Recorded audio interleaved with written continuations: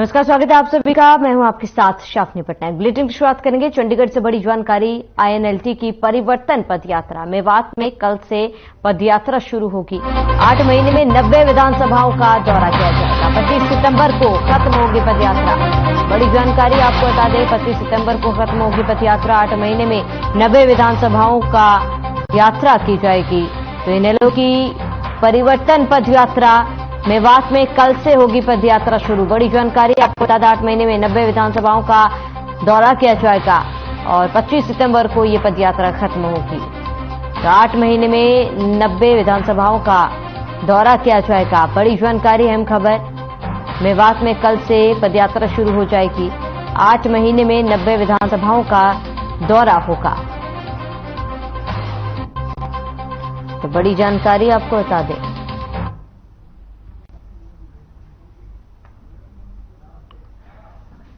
वो चंडीगढ़ में Haryana flood control board की बैठक खत्म हो चुकी है। बैठक में कई अहम फैसले लिए गए।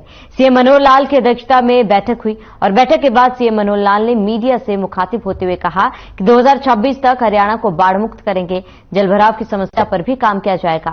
साथ ही दिल्ली में हो रहे खिलाड़ियों के प्रोटेस्ट पर कहा कि महिला खिलाड़ियों की सुरक्षा हमारी प्राथमिकता है। खिलाड़ियों का मनोबल नहीं टूटने देंगे। साथ ही कहा कि खिलाड़ियों की बातें गंभीरता से ली गई है।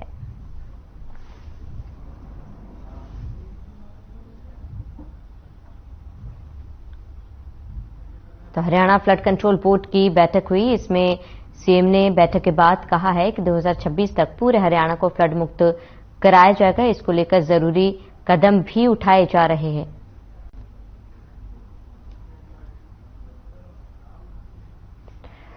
वहीं आगे बढ़ते हैं। पुलिस साइबर ठगी को रोकने के लिए कड़ी कोशिशें करती है और उधर ठग रोज नया तरीका निकाल लेते हैं। अंबाला में साइबर ठगों ने पिछले 6 महीनों में उन लोगों को निशाना बनाया जिन्होंने अपनी दुकान, मकान, प्लॉट इत्यादि की रजिस्ट्री करवाई हो।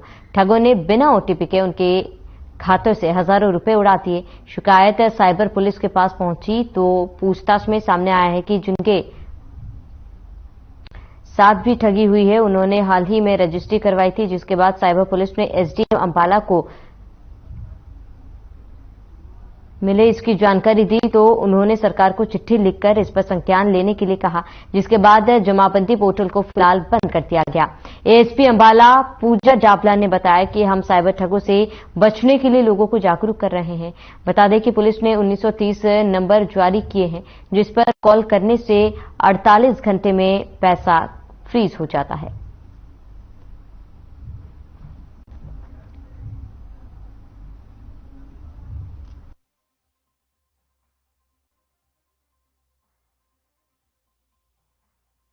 इसके अंदर साइबर क्राइम की ब्रांच की तरफ से हमारे पास उनके इंस्पेक्टर आए थे। वो कह रहे थे पिछले दिनों जो रजिस्ट्रियां हुई है तहसील के अंदर, उन लोगों के वो पैसे निकले हैं अकाउंट से। तो उसके बारे में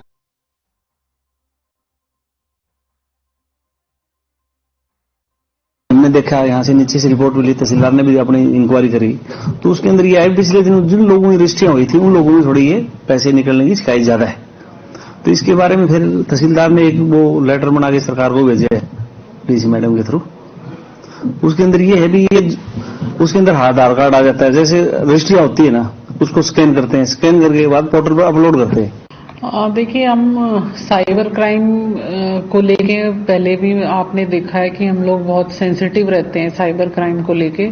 किसी भी तरह का कोई भी साइबर फ्रॉड जब हमें रिपोर्ट होता है तो तुरंत उस पर एक्शन लिया जाता है। तो इस तरह के अब मामले आ रहे हैं तो प्रिकॉशन यही है कि हम हमेशा जो है लोगों को एडवाइस करते हैं कि किसी भी तरह का कुछ भी आपकी ईमेल पे या आपके फोन नंबर पे कोई भी जो लिंक आ रहा है उसको कोई किसी भी अननोन लिंक को एंटरटेन ना करें और ना ही किसी अननोन कॉलर अगर आपको कॉल करके आपकी कोई डिटेल्स ले रहा है उसको एंटरटेन ना करें। खबर अंबाला से है, जहां घड़ी साज के व्यापारी को लेटर भेजकर जान से मारने की धमकी देने का मामला सामने आया, जिस पर दुकानदार ने थाने में मामला दर्ज कराया। शिकायत मिलते ही पुलिस जांच में जुट गई है। वहीं मीडिया से बात करते हुए पुलिस अधिकारी ने बताया है कि पटेल रोड पर एक घड़ी साज की दुकान के मालिक को कोई अनजान व्यक्ति एक लेटर देकर गया और अब दुकानदार ने इस लेटर को खोला तो उसमें उसको जान से मारने की बात कही गई है। साथ ही बताया कि दुकानदार को 10 से 4 फरवरी तक दुकान बंद करने के लिए कहा गया है। तो लेटर भेजकर धमकी दी गई है। पुलिस मामले की फिलहाल जांच कर रही है। अंबाला के ये पूरा मामला है जहां पर व्यापारी को धमकी मिली है और लेटर भेजकर ये धमकी दी गई थी। फिलहाल शिकायत दर्ज कर लिया गया है और पुलिस पूरे मामले की जांच कर रही है। तो ये लेटर किसने भेजे और लेटर के जरिए धमकी देने की कोशिश कौन कर रहा है, इसको लेकर जांच की जाएगी।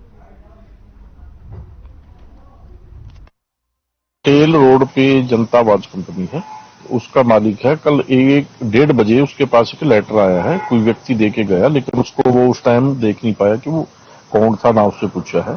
उसके पास उस टाइम ग्राहक थे दुकान पे। जैसी बाद में उसने वो लेटर खोल के देखा है तो उस लेटर में वर्णित है उसको भी आप अपने 10 तारीख से 17 तक दुकान बंद रखें। तो ये उसको धमकी दी गई है। उस पर हमने FIR लॉन्च कर दी है और आगे जो भी वहां के CCTV फुटेज वगैरह है या और हमारी तफ्तीश जारी। तो परिवार पहचान पत्र लोगों के लिए परेशान पहचान पत्र बनता हुआ नजर आ रहा है। परिवार पहचान पत्र बनाने में हुई गलतियों को लोगों के लिए मुसीबत बन गई है, जिससे उन्हें सरकारी योजनाओं का लाभ नहीं मिल पा रहा। इस परेशानी के चलते लोग CSC सेंटर और नगर परिषद के धक्के खाकर परेशान हो चुके हैं। एक दिव्यांग महिला ने बताया है कि वो तो चलने फिरने से भी लाचार है और उसका 100% का विकलांग का सर्टिफिकेट बना हुआ है और उसकी परिवार पहचान पत्र में 8 लाख के लगभग आय लिखी गई है और उसकी शादी भी नहीं हुई है और वो काम करने में भी लाचार है। एक और शख्स है जिसके दोनों हाथ नहीं है, उसका गुलाबी राशन कार्ड ही काट दिया गया है और परिवार पहचान पत्र में आय बढ़ाकर लिख दी गई। वहीं एक बुजुर्ग महिला का कहना है कि वो तो खुद कैंसर की मरीज है और उसका BPL राशन कार्ड की काट दिया गया। उसकी लड़की दिव्यांग है और घर की छतें कच्ची है, उसकी कोई भी सुनवाई नहीं की जा रही।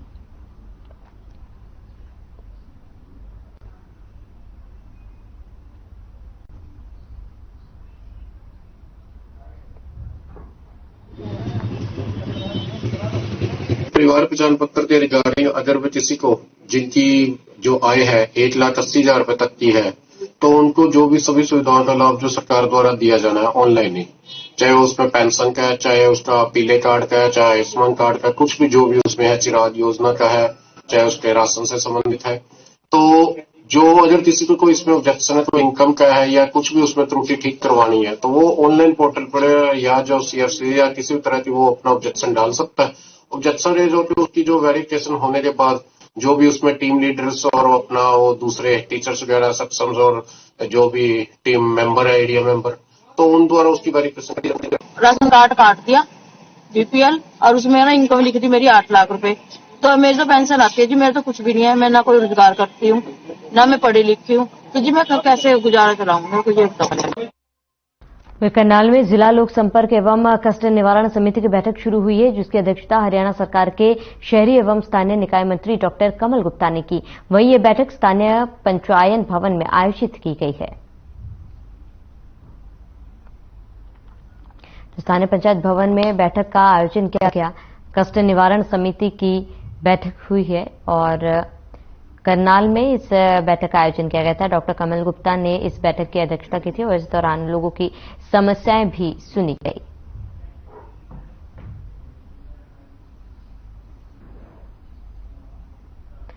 वहीं समालखा के गांव चुलकाना धाम में उत्तराखंड के पूर्व मुख्यमंत्री त्रिवेंद्र सिंह रावत पहुंचे। बुधवार को शाम 6 बजे से समालखा के चुलकाना धाम स्थित श्री श्याम बाबा मंदिर में बाबा के दर्शन किए। आपको बता दें कि त्रिवेंद्र रावत भाजपा पार्टी से उत्तराखंड में मुख्यमंत्री पद पर थे। चुलकाना धाम श्याम बाबा मंदिर में पहुंचने पर उत्तराखंड पूर्व मुख्यमंत्री त्रिवेंद्र रावत का कमेटी प्रधान रोशन लाल ने ग्रामीणों के साथ मिलकर स्वागत किया। श्री श्याम बाबा का पटका पहनाकर सम्मान किया गया। श्याम बाबा के प्रति भक्तों की आस्था साल दर साल बढ़ती जा रही है। वहीं पहले हजारों की संख्या में भक्तजन आते थे, लेकिन अब संख्या लाख से भी ज्यादा तक पहुंच चुकी है।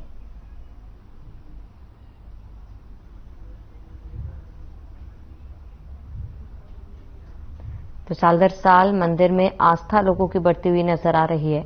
लाखों की संख्या में श्रद्धालु पहुंचते हैं।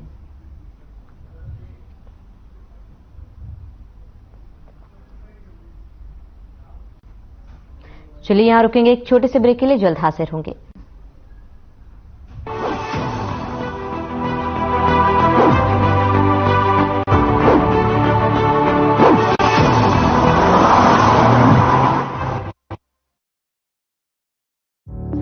Through constant innovation, the group provides its clients with value-added, environment-friendly products. We are committed to provide quality products and services at optimum cost with the continuous improvement in the quality management system. Producing high-value paper, making us India's largest producer of branded papers, fine papers and packaging broad segments. Focused on customers in all our operations. Hence, extensive investments are made towards people and people practices. KRPL world's leading eco-friendly paper from agro residue.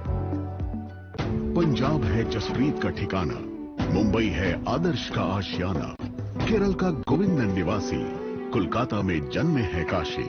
हर हिंदुस्तानी की शान, ARB bearing जोड़े सारा Hindustan.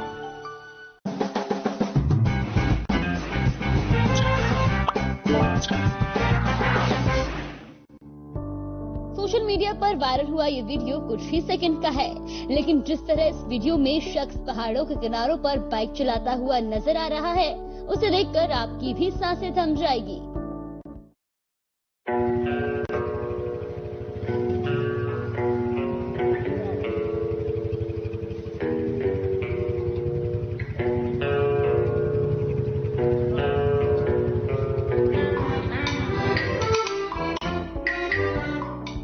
Social media पर यह video तेजी से viral हो रहा है, जिसमें 7 लोग एक ही बाइक पर बैठते नजर आ रहे हैं। हैरानी की बात तो यह है कि इन 7 लोगों में से 3 बड़े हैं।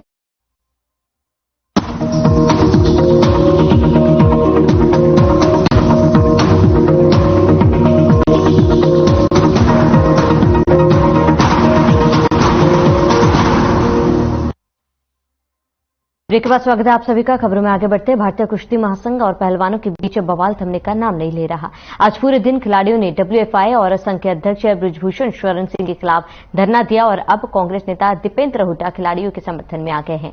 उन्होंने कहा कि खिलाड़ियों का शोषण करने वाले आरोपी पर कार्रवाई की जाए। दीपेंद्र हुड्डा ने कहा कि कुश्ती संघ को भंग किया जाना चाहिए और मामले की CBI जांच होनी चाहिए।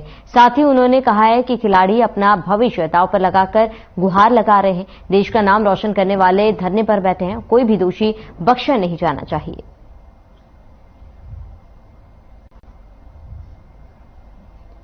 तो लाखों की संख्या में खिलाड़ी धरने पर बैठे हुए। खिलाड़ियों के समर्थन में दीपेंद्र हुड्डा उतरे और कहा कि कुश्ती संघ को भंग किया जाना चाहिए। इसके साथ ही इस पूरे मामले की जांच CBI द्वारा हो। आपको बता दें कि WFI और अध्यक्ष फेडरेशन के अध्यक्ष के खिलाफ पहलवानों ने मोर्चा खोल दिया है और कई गंभीर आरोप उनके खिलाफ लगाया गया है। फिलहाल पूरे मामले की जांच भी की जा रही है और लगातार धरने पर खिलाड़ी बैठे हुए हैं। याद रखा जाए, बेटी पढ़ाओ बेटी बचाओ का नारा था, आज वो नारा खोखला दिखाई दे रहा है। इसीलिए सरकार हर प्रकार की राजनीति से ऊपर उठ के, मैं सरकार से, भारत सरकार से भी कहना चाहता हूं, हर प्रकार की राजनीति से ऊपर उठ के हमारे देश की बेटियों के लिए और हमारे देश के खिलाड़ियों के लिए, उनके मान सम्मान के लिए सरकार तुरंत प्रभाव से कार्रवाई करे। इससे काम नहीं चलेगा कि 72 घंटे में जवाब दो, कार्रवाई तुरंत हो। अगर ये इस प्रकार की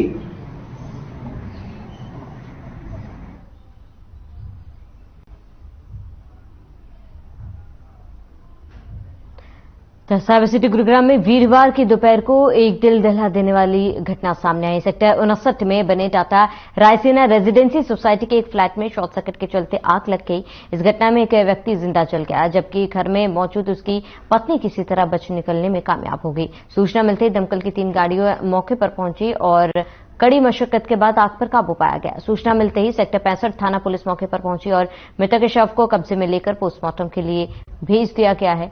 मूल रूप से झारखंड का रहने वाला मातीज मिंच अपने परिवार के साथ टाटा रायसेना रेजिडेंसी सोसाइटी के EWS फ्लैट में 5वीं मंजिल पर रहता था और बताया जा रहा है कि वे कमरे में लगे हीटर से मातीज को करंट लग गई और वह मौके पर ही बेहोश हो गया था, जिसके बाद आग में उसकी झुलसकर उसकी मौत हो गई थी।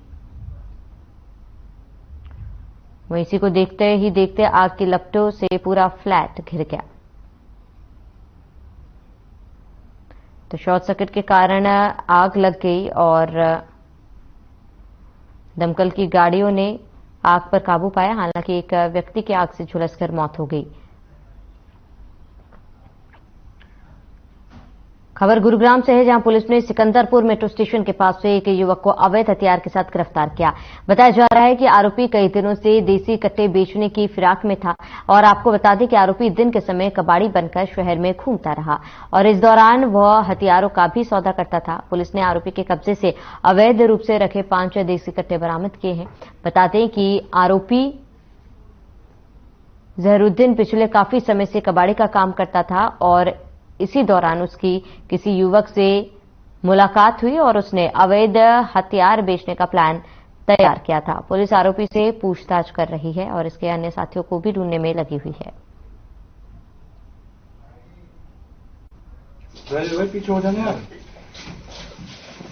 एक व्यक्ति इंफॉर्मेशन के आधार पर एक व्यक्ति को सेक्टर 30 पार्क से उसको काबू करके और उसे एक अवैध हथियार बरामद किया गया, जिसकी पहचान मोहम्मद अजहरुद्दीन के रूप में हुई। और इससे जब आगे पूछताछ की गई तो इसने बताया कि मैं खोरी का रहने वाला हूं पीछे से और यहाँ कबाड़ी की दुकान में पार्टनर हूं, उसके साथ रहता हूं और खोरी में मैंने 4 वेपन और वहां पे छिपा रखे हैं। तो वहां जाके इसकी निशानदेही के मुताबिक वहां पे जाके तलाशी ली गई तो 4 वेपन वहां और मिले।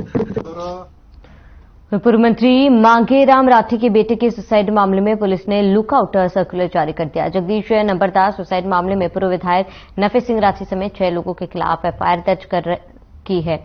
अभी तक आरोपियों की गिरफ्तारी भी नहीं हुई। हालांकि पुलिस लगातार छापेमारी कर रही है।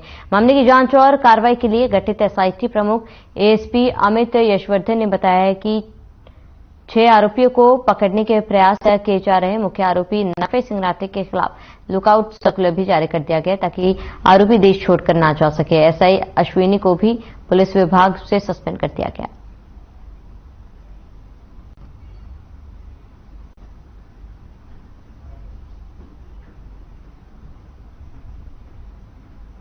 मुकदमा दर्ज हुआ था। इसमें 6 आरोपी हैं। एक नफे सिंह राठी, महेंद्र सिंह राठी और श्याम सुंदर पटवारी, राजू बंगाली, एसआई अश्विनी और सोनू उर्फ अजय दलाल जो मातन का निवासी है। अब ये इन 6 आरोपियों के खिलाफ लगातार हमारी कार्रवाई चल रही है, जिस संबंध में हमने टीम्स गठित की हैं और उनको अलग अलग टारगेट दिए हैं।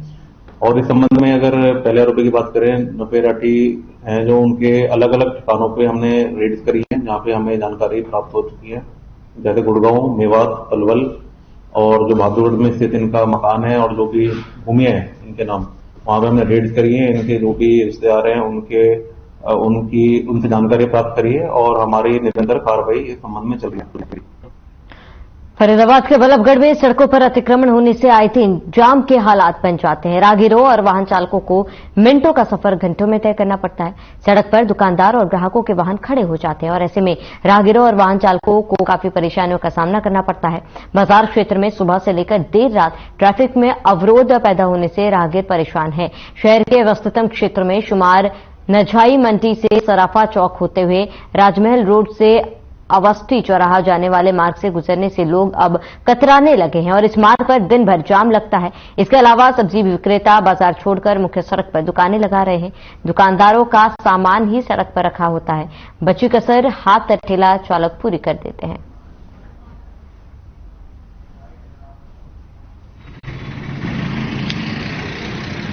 बाजार के अंदर अतिक्रमण को लेकर प्रशासन बड़ा अवेयर है। प्रशासन की तरफ से समय समय पर हर तरह की गतिविधियां की जा रही हैं। पुलिस प्रशासन भी पूरा मुस्तैद है। पुलिस प्रशासन लगभग रोज एक चक्कर लगाता है अपनी स्टाफ के साथ, लेकिन कुछ लोगों ने अतिक्रमण न हटाने की कसम जैसे खा रखी है। ये पुलिस तो अपना पूरा काम कर रही है, पर लोग यही बात है कि लोग जैसे ही प्रशासन निकलता है उसके बाद दोबारा फल लगने और उल्टा इतने होते हैं उससे डबल लगा लेते हैं कि प्रशासन चला गया अब तो दोबारा आएगा नहीं। ये बहुत बड़ी समस्या। खबर रेवाड़ी से है, जहां जिहादी आतंकवाद के विरोध में हिंदू संगठनों ने प्रदर्शन किया और इस दौरान रोष प्रदर्शन कर निर्विरोध को राष्ट्रपति के नाम ज्ञापन भी सौंपा। बता दें कि विश्व हिंदू परिषद और बगदल जिला रेवाड़ी के पदाधिकारियों ने ज्ञापन सौंप कड़ी से कड़ी कार्रवाई करने की मांग की है।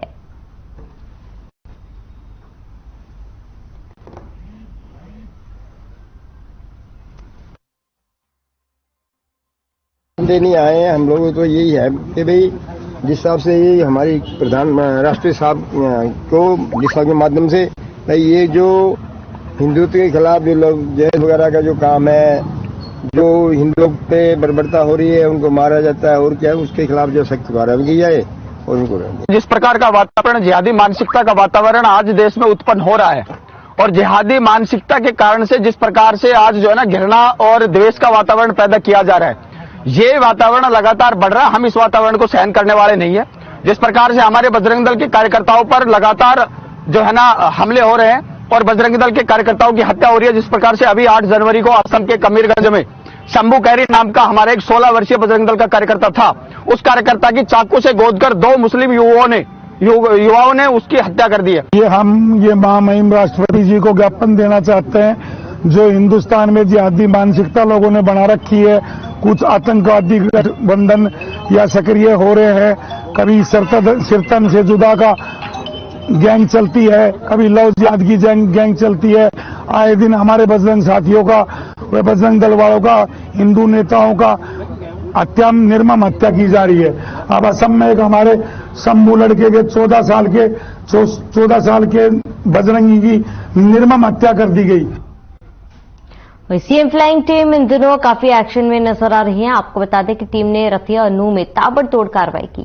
बता दें कि एडीजीपी के निर्देश पर नगरपालिका में छापा मारा और इस दौरान सीएम फ्लाइंग की टीम ने हाजिरी रजिस्टर चेक किया, साथ ही एनओसी और अन्य दस्तावेज खंगालने भी शुरू कर दिए। छापे के दौरान 3 कर्मचारी नदारत मिले, तो वहीं कुछ कर्मचारी समय से लेट पहुंचे।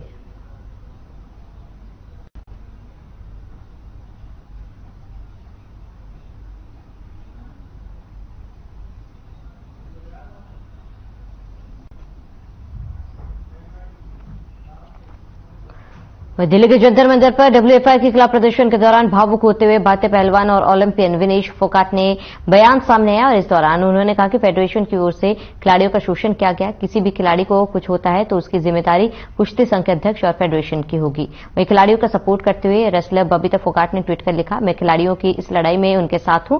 मुझे सरकार पर पूरा भरोसा है, वो विश्व में देश का मान सम्मान बढ़ाने वाले देश के खिलाड़ियों के साथ न्याय करेंगे।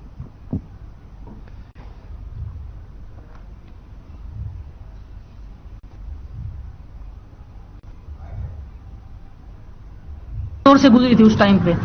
फेडरेशन ने मेरे को कितना मेंटल टॉर्चर किया था, मैं किसको बताऊं। जब मैंने वो आर्टिकल लिखा था, काफी लोगों ने बोला कि ये एक कवर अप करने के लिए, कवर अप नहीं था वो एक रियल स्टोरी थी एक एथलीट की, और हर एक एथलीट को पता है कि हम किस दौर से गुजर रहे हैं। इतना मेंटल टॉर्चर हुई थी कि मैं मरने तक की स्टेज तक चली गई थी। मैं हर दिन खुदकुशी करने की सोच रही थी। क्या मैं अगर मेरे को कुछ हो जाता, मेरी फैमिली क्या करती, मतलब मेरे बाद कौन जिम्मेदारी लेता है इस चीज की। और मैं आज भी बोल रही हूँ, अगर किसी भी खिलाड़ी को कुछ भी होगा रेसलिंग में, तो प्रेसिडेंट, देश जो हमारे रेसलिंग प्रेसिडेंट है वो जिम्मेदार रहेंगे, हमारी फेडरेशन जिम्मेदार उस चीज की। और चलिए इसी के साथ इस बुलेटिन में मेरे साथ इतना ही। देश और प्रदेश की तमाम बड़ी खबरों के लिए आप बने रहिए हमारे साथ।